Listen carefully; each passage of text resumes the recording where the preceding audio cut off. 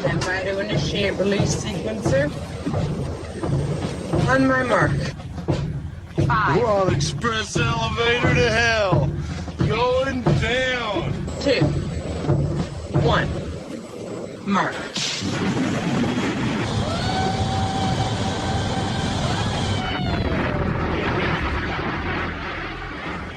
Hello, everyone. My name is Mark, a.k.a. Derringer. Today is Sunday, August 5th, and you are listening to episode 168 of the Instant Action Podcast, your weekly source for Planetside 2 news and information. As always, I'm brought to you by great listeners like you via the Support the Show tab on instantactionpodcast.com. So what have I been up to this past week? Well, not a lot of Planetside 2. And it's not for lack of wanting to play Planetside 2. It's just been a tough week inside Planetside 2. And I'll talk about that a little more in my fourth and final topic on this week's show. But suffice to say, bad news hit us, myself and my entire outfit, Bax, Joke, Hacks, Joku, whatever you want to call it, on Monday. So we've all kind of been down this entire week. So definitely did not play as much Planetside 2 as I wanted to. And again, it's not for lack of wanting to play. It's just not having the emotional strength to log in and play, I guess is one way to put it. But again, I'll cover all that later. But what's in store for this week's show? Well, first, I do have a PTS update to talk about, which has some performance, some construction, some implant, and some tank news in it. After that, I want to talk about alerts and a change that could be coming to the game soon regarding them. Then after that, I want to talk about the /sitrep command and how it appears to have made it into the game. And then finally, on that little bit of sad news, I have a tribute to cover at the end of this week's show. So strap in as we hot drop into another episode of the Instant Action Podcast.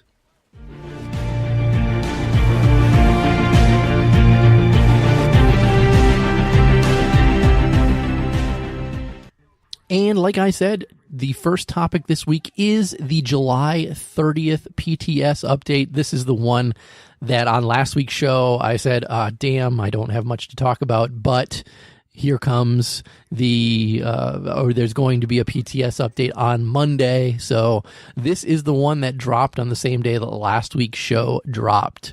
And again, July 30th, the first big thing on PTS is some performance updates. So the devs had some code changes that they put in place that were hoping to remedy the performance issues that cropped up in the last major update. They believe they've identified and addressed where UI components were building up what they called quote unquote garbage data, and it wasn't disposing of it when it was not in use, and that seems to be what was causing a lot of the performance issues. What it did was it caused performance to degrade throughout a play session and created noticeable hitching as time went on. This is exactly what I was experiencing in-game and have been experiencing in-game the entire time, that hitching that shouldn't be there. So good to see that they feel that they have tracked that down, put their thumb on it, whatnot. It's out there on PTS changes. Hasn't hit live yet, so I hope it's coming to live sooner rather than later, because when I have logged into play this past week, I'm still getting that hitching as my gameplay sessions go on and on and on. So hopefully we see at least this stuff make its way to live soon. Other than that, moving along, construction changes are also out on PTS. And the big thing is that they've added a new directive to construction that wasn't there before. Has rewards, and it can be found under the strategic directive category. Now, when you get rank 2 on it, you're going to earn yourself the solid wall schematic, and it's just a solid wall variant of the rampart wall. When you get tier 3, you're going to earn a blueprint banner, which is faction colored, which will display on your enemy's death screen. And these actually look pretty cool. I mean, the NC one really looks like a blueprint because the TR one's red and the VS one is purple, but it's got a really nice blueprint-ish or architect-ish drawing iteration of, like a satellite dish on it. It looks really good. I might actually work towards tier 3 just to unlock that banner because I kind of like the way it looks. And then your tier 4 reward are Araxium mandibles. Mandibles, since somebody in my outfit said, what the hell are mandibles? Mandibles are the kind of gripping jaws type thing that are on the front of the ants themselves. And when you get the tier 4 reward, you're going to earn a faction colored Araxium variant of the default mandible ant weapon, and you're also going to earn the builder title that you can apply onto your character to kind of show it off. Now, many people want to know what are the actual directives and objectives that you're going to be working on. The first one is construction spawn, so clearly getting a player to spawn at one of your construction base. The next one is harvesting, clearly that's collecting cordium. Next is deposit cordium. The name implies exactly what it is. Next is repairing construction items. After that is AI turret kills. So this is going to be AI turrets in a constructed base. The next one's AV turret kills, followed by AA turret kills. So you've got all your anti-infantry, anti-vehicle, and anti-air turrets are all part of this directive objectives list. You've also got flail kills and finally orbital strike kills. So clearly, the three big ones I see are construction spawns, flail kills, orbital strikes. Those are all the new stuff that's been added with the router, the flail, and the orbital strikes being able to hit on bases themselves, which are all good. The turret ones shouldn't be too difficult to get. Harvesting, most people probably will get pretty quickly. Also, depositing and repairing is a pretty easy one as well. None of these are difficult to obtain as far as I can tell, especially tier 1 or tier 2. Certainly tier 3 when you finally get towards the end of it, and tier 4, that's going to take a while to unlock these things. But if anybody plays construction constantly, it shouldn't be too difficult for them. But regardless, good news for people who play Planetside 2 just primarily for construction, because you're going to get to some rewards for keeping up with it and doing it nonstop. Next, also within construction, the flail got a new look to it. It's still a work in progress, but I have to say that I kind of like the new look of it. It kind of looks like it has 4 different guns on top of it. It kind of looks like something you might see. How to describe it best? First of all, I think it should. Well, 4 is right, so that sounds right. It looks cool. It kind of looks like 4 of those mini turrets that are in tech plants, all put together onto one firing platform. Again, they say it's a work in progress, but it definitely looks cool. I'm not too disappointed with the way that it currently looks. Moving on from construction, this update also had some new implants added to it. Well, one basic new implant. First, they added Ransack and Failsafe to the test server implant bundle because they weren't there before, and they knew it, so they fixed that. But the big one that they added is called the Experimental Stims implant, and this is an exceptional implant. And basically what happens when you've got this implant active, whenever you use a med kit or a resto kit, you're going to receive a random increase to either sprint speed, reload speed, or small arms resistance for a short time. The visuals they have for them are still a work in progress. And again, this is a completely random effect that you're going to get. For the sprint speed, your movement speed is going to be increased by either 20 or 25%, and then your body is going to glow yellow. For the reload speed, you're going to get 25% increase to reload speed for all of your weapons, and you're going to get like a lightning-y, glowy effect on your hands. And finally, the last one, the small arms resistance, you're going to get a 20% increase to small arms resistance. But note that it does not stack with nanoweave, and when this does kick off, you're going to get a faction colored coating on your body itself. Now, the first blush at these and talking with the people that I play with, everybody was like, oh my God, this is going to be a completely overpowered new implant that everybody's going to be, it's going to be the new Carapace implant, basically. Most people are going to try to get this because, I mean, granted, it is a random thing, and the small arms protection one really doesn't affect heavy assault players, but certainly the movement and reload speed are not too shabby for heavy assault players to be popping medkits just as much as they do now, if not more. So I do think that the community itself isn't too happy with this new implant that's coming into the game itself. I mean, having it on my own player, sure, it wouldn't be too bad, and it seems like it's a no-brainer to have this active at all times if possible. However, I don't know that I'd want to be fighting against other people who have this. But again, it's on test. It's not the final variant of it. It could change before it actually comes to live itself, just like all the other ones. The devs want you to go out and play with it, break it, and then provide your feedback to it. The next big change with this PTS update is to vehicles. Starting with the Galaxy, its heavy machine gun resistance was increased a bit, and this is to reduce how quickly a Galaxy can be destroyed by weapons like the Vector or the Wyvern. That would be on the Liberator and the Valkyrie, respectively. But more than the Galaxy, the Lightning and main battle tank's main cannons had a bunch of changes pushed through. So the goal was to move away from HESH allowing for one-shot kills indirectly, and instead have increased the consistency of its blast air damage in an area.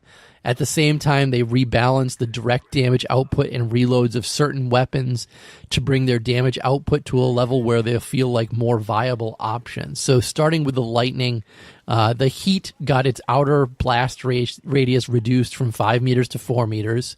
The AP Python had its direct damage increased to 700. And the HESH for the Python had its direct damage increased to 600. Its indirect damage reduced to 800, and its reload speed increased to 3.25 seconds, and finally its inner blast damage radius increased to 2 meters. Vanguard also had some changes to its Heat, AP, and HESH. The Heat's reload speed was reduced to 2.5 seconds, and its outer blast radius was reduced to 4 meters. The AP had its reload speed reduced to 3.75 seconds, and the HESH had its indirect damage reduced to 850, and its inner blast radius changed out to 2 meters. The Mag Rider's Supernova PC had its reload speed also shortened, but down to 2.25 seconds, and its outer blast radius also changed into 4 meters. The VPC had its inner blast radius extended out to 2 meters. The Prowler's Heat had its outer blast radius reduced to 4, and its HESH inner blast radius increased to 2 meters. Now, I think that this is an interesting change. Well, clearly the goal here is to stop HESH from farming infantry as much as they are, because that seems the biggest complaint. But personally, I wish we would just go back to the stage of the game where HESH did 0 damage against armored targets. So, for example, if you're going up against another tank with a HESH Lightning, that you're not going to deal any damage to that tank because HESH is an anti-infantry weapon. Now, if you're going out with an AP weapon, I think that should still deal damage to an infantry on a direct hit, but it should deal heavy damage to an enemy tank when you're going up against it. And the Heat should be a mix, the best of both worlds, a middle ground of both worlds. It's going to do damage to infantry when it hits them, but it maybe not kill them one hit, and it's going to do medium sort of damage to armored targets when it does hit them. I don't like the CAI change that allows HESH to do damage to enemy armor. It really should be designed as an anti-infantry only weapon. This is my opinion, just my opinion. So if you disagree with me, that's fine. You're allowed to disagree with me on this. If you're willing to trade off pulling a HESH vehicle to not have any anti-tank weaponry on it, then that's your choice, and that's what you're going to do. But I think, and I understand people were upset that they get bombarded nonstop by HESH, and they just die too easily from it and not know where it's coming from. Situational awareness, that's just what I feel you need to have that within the game itself. And again, if you're getting bombarded by somebody with HESH, you need to pull enemy armor to deal with it. And in its current state now, it can deal back against enemy armor. I wish it couldn't deal back against enemy armor. Again, just my opinions on this, but these are the changes that are on the PTS right now. Please go out and play with them. to find out if they're working for you or not. The last change to vehicles themselves is that IR smoke should no longer blind during certain times of the day, just a change that they made to it. Moving on to infantry, they made a change to flak armor, and they've removed the tank shell resistance that was given at rank 3 and above, and they also removed the mention of C4 and tank mine resistance prior to rank 5, as those resistances were never actually given at earlier ranks. Now, in conjunction with the tank changes, this means that Lightnings, Mag Riders, and Vanguard Hesh, as well as Mag Rider and Vanguard AP, can now one-shot flak armor infantry on a direct hit, which is not something else I don't like. I mean, if you're putting flak armor on specifically, you should be able to have some sort of resistance against them. Again, these are just my opinions. I don't agree with these changes. Next, the Swarm rocket launcher got some changes. Its lock-on distance was doubled to 800, and its lock-on lifespan was more than doubled to 12. What it does is it doesn't change the initial lock-on distance, but increases the distance and duration at which launched rockets are going to actually follow their targets. The Masamune also got some changes. Its gravity was changed from 2 to 1.5, and this just allows them to travel further distances before they actually arc down into the ground. The Fujin grenade also got some changes. And those changes are simply that they increase the default amount from 1 to 2, so you're going to have 2 of them to begin with. And also, if you equip Grenade Bandolier, you're going to increase the number of Fujins that you have by 2 per rank. And they also updated the projectile model a bit as well. Finally, one-time IRNV optics have had their sway removed from them. So there you are. There's the PTS update in a nutshell. Again, I think that the most important thing in this update is those performance changes, and I hope that they get those onto live sooner rather than later, because I know for me, in addition to the shit going on this past week, these performance issues are another thing that are keeping me from logging into Planetside 2 as much as I have in the past, because I know as my game goes on and on and on, the longer I play during a session, the worse my performance is going to be. And once that's fixed, I will certainly log some more time into Planetside 2 itself. And I'm also happy for the construction folks who now actually have a directive to complete. And that's that in a nutshell. Let's move on to our next topic this week.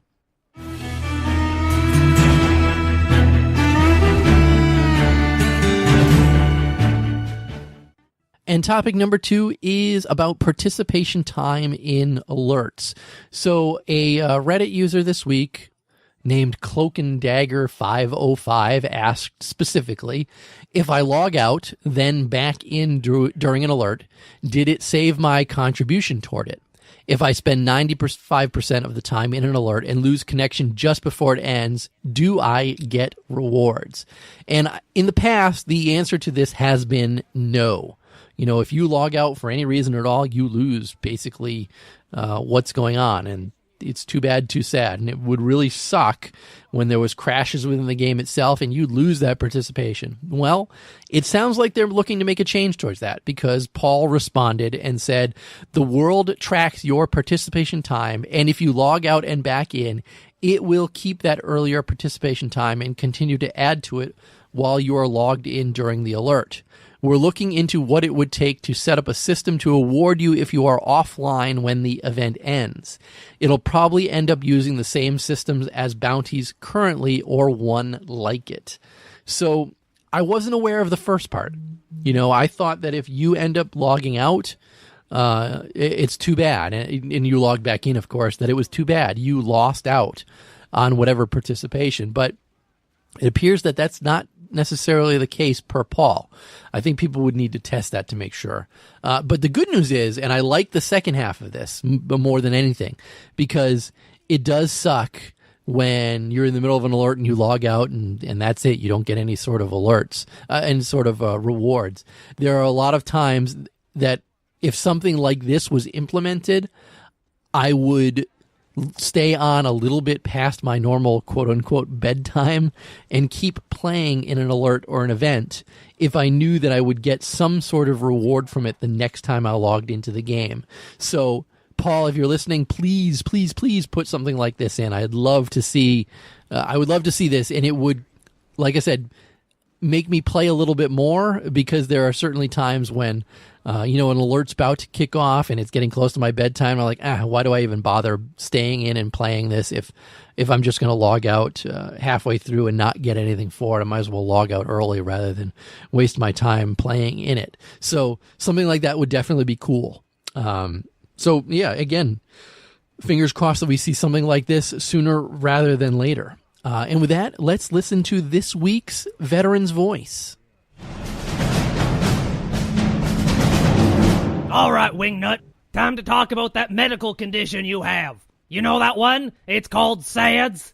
No, not seasonal affective disorder, you dingbat. I'm talking about stands at door syndrome. I understand that going through that door probably means you're gonna die, so you're gonna camp on the other side of it like some sort of a wiener. Well, I got news for you. There's plenty of tools that'll allow you to get right through that door without any problems whatsoever. Allow me to elaborate. There are flashbangs, concussion grenades, sticky grenades, regular frag grenades, anti-vehicle grenades, C4, under-barrel grenades, under-barrel smoke grenades for that matter. All of these things are used to help you breach a door. Not everybody on the other side of that door is going to have a clear vision implant. What you do is throw it through the door, wait for it to go kaboom, and then try your luck. If you want to increase the likelihood that you're going to survive, try using ambusher jump jets or a heavy assault resist shield with a medic in your back pocket. There's always the option for a max. I sure know the NC know what those are. Remember, the only difference between a scrub lord and a Superman is learning from your mistakes. Stay frosty, soldiers.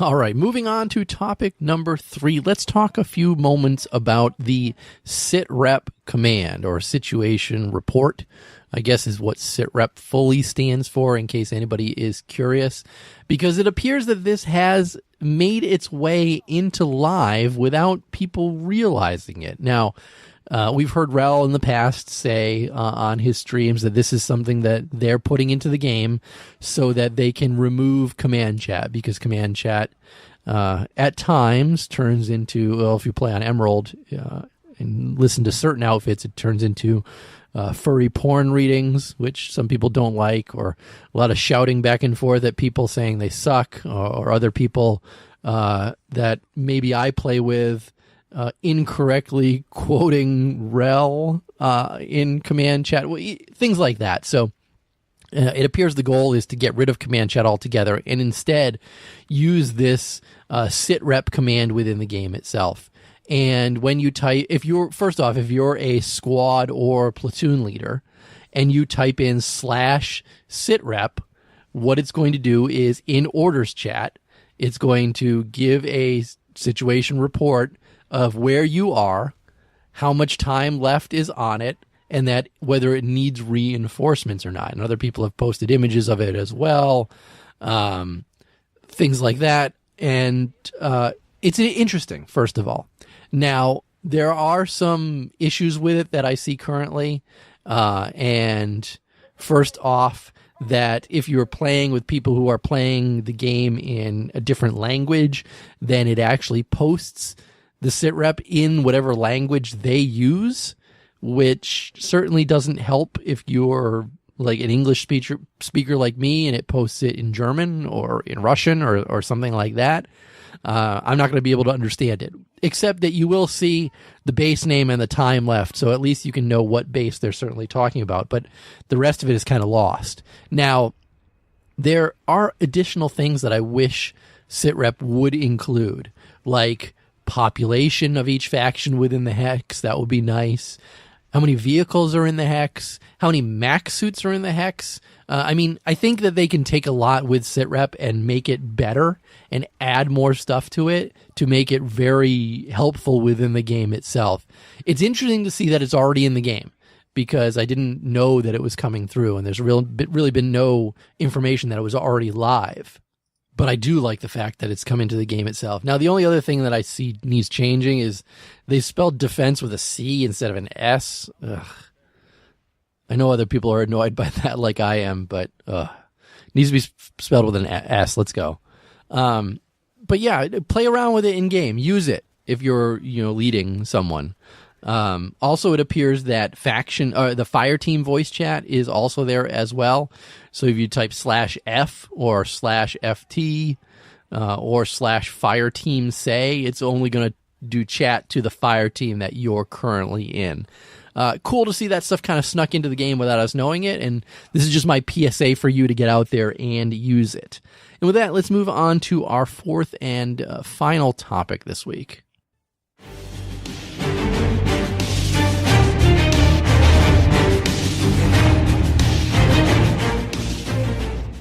And that final topic this week is unfortunately a sad topic, and this is going to be my attempt at doing a little memorialization on the Instant Action podcast, because if you played on Emerald, then you most likely have seen the player Rlpple in-game multiple times. He played all three factions, but primarily played NC with me and Bax and stuff like that. Unfortunately, this past Monday, we were advised that he suddenly and unexpectedly passed away. Now, I have been friends online with Rlpple, whose real name is Randy, for years at this point. And we've played together a lot, talked to him constantly in TeamSpeak when he was online playing. He was one of the most laid back, chill guys I've ever had the pleasure of playing games against or with. He would never get mad within the game itself. He was always just a pure positive person. Always had fun, even if he didn't understand a game or play it very well. He was always in and having fun with it. He was great in Planetside too. I'm not going to lie. He one of the best infiltrators that I know. Unfortunately, he won't be playing Planetside 2 anymore. And to say that this past Monday it came as a shock is a complete understatement. And I'm not going to say that I got highly emotional over it, because that's just not my style. I don't get emotional over deaths or things like that. But it certainly did affect me, because Rlpple was 53, and I'm, granted, it's 10 years older than I am, but to me, 53 is not that far away in my life, and knowing somebody died at the age 53, that's just too young, in my personal opinion. Now, I'm probably not doing the best at this, because I don't know what to say, because it's just affected me as much as it has. I was disappointed to learn on Monday that he had passed away, because that's when his funeral was. He only lived in New Hampshire, not that far away from me. I certainly could have made the trip up to New Hampshire and attended the funeral or attended the wake or something. He and I always talked in game that, since we live so close to each other, that we should have gotten together and had a beer. And now I really regret not doing that, because I certainly missed out on that. My daughter, who's going to the University of New Hampshire, he always said, "Oh, that's good. It's not that far away from where I am. If she ever gets into trouble, you let me know and I'll take care of it." And now that's not gonna happen, because he's passed away. And not that I ever thought that I would need him to go rescue my daughter at UNH, but just for him to offer something like that was touching and really cool of him. And I'm very sad that I won't be able to call on him in case I ever needed to call on him for something like that. More than anything, it just makes you sit back and realize that life is too short. And when you lose somebody like that, it affects you in multiple ways. And this has certainly affected me more than I kind of thought it had. There's been other deaths within Planetside 2 of people that we know, recently Total Biscuit. J908 was a big one. You've got the tribute in game. And there was also Y321 that everybody remembered and stuff like that. So it's not like this is the first death within Planetside 2 that's affected players, but this is the first one to really hit home for me and really, really kind of make me sad ultimately.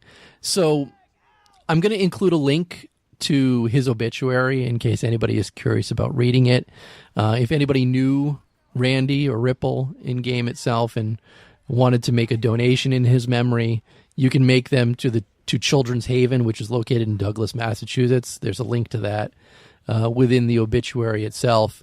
But more than that, I'm going to do something for him as some sort of memorial, some memorial donation. So any donation that I receive to the podcast in the month of August, I'm going to collate all those and drop those as a donation to Children's Haven in Randy's memory. So anybody who sends me a donation via PayPal, anybody who is a Patreon member, those donate that money is going to go to them, go towards his honor this month, and also anybody who uses my Amazon link. Any money I get from Amazon regarding that is going to go as well. Granted, I don't think it's going to be a lot, but it's the least that I could certainly do. And depending on where we are, I think I'll probably end up matching it from my personal money as well. So if you wanted to give something in Rlpple's memory, you could make a direct donation to the show. You could just use my Amazon link to purchase stuff, and that'll come to me, things like that. And like I said, anything that I receive in the month of August is going to go together towards a memorial donation in his memory to Children's Haven. So if you want to get on board with that, please feel free. That's going to be it for this week's show. I'm not going to do a housekeeping segment. I don't have anything else. I didn't get any other emails regarding anything because of all this stuff that was going on. So how can you get in touch with me or the show? First, visit my website, www.instantactionpodcast.com. Send me an email, instantactionshow@gmail.com. Call me, leave me a voicemail, 347-4VM4PS2 or 347-486-4772. Follow the show on Twitter @InstactPodcast or follow me on Twitter directly @TheDerringer. But in closing, if you've enjoyed the show, please leave me a review on your podcast listening avenue of choice, whether it's iTunes, Stitcher, Google Play, or anywhere else. Also, feel free to tell your friends and outfit mates about the show. And finally, thanks for listening and keep spamming that Join Combat, formerly known as Instant Action button. Rlpple, this show's for you, and I'll miss you, buddy.